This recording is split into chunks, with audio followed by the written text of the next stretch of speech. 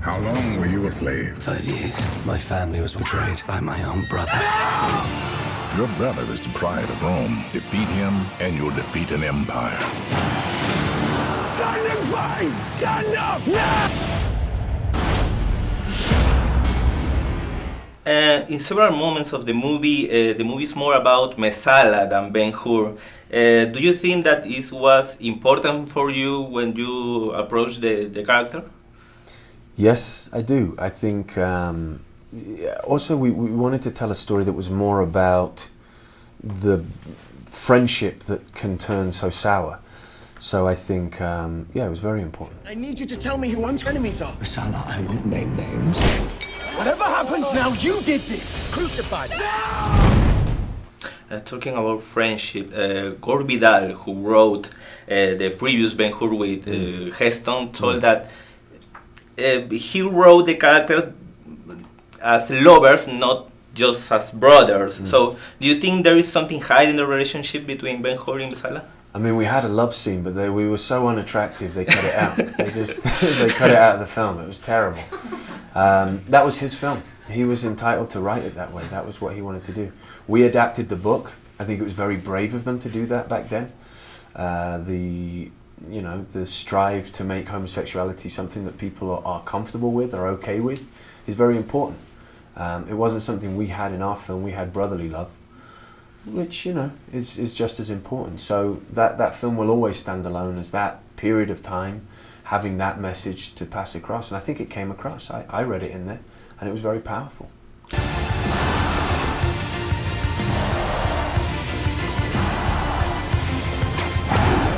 Many people could think that Messala is the villain in the story, but he's more a victim of the circumstances. Are you agree with that? What do you think about the circumstances and how Messala reacts?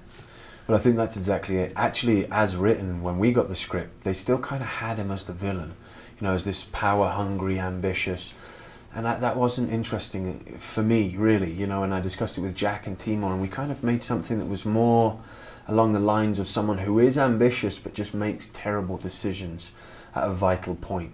And no one can tell, we can look back with hindsight and go, oh, that was a vital point. But at the time, he enjoyed the power, he enjoyed the situation, he was irritated and hurt by the lie, he was hurt that his request had become ignored, that he felt like they had a deal, and so all of those things felt real to me, they felt honest. I could understand why someone would blindly do something cruel and stupid. So hopefully that translates, hopefully that's more, it's less drama, but it's more human and more understandable. Should have stayed away. You should have killed me. I will. And the race sequence is spectacular. How much was you, a stand-double, CGI, how was? Well, it was all me.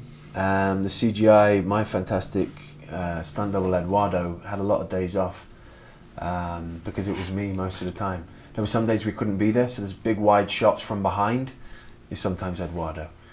He's a little bit more handsome than me as well. We needed him not to be in it so much.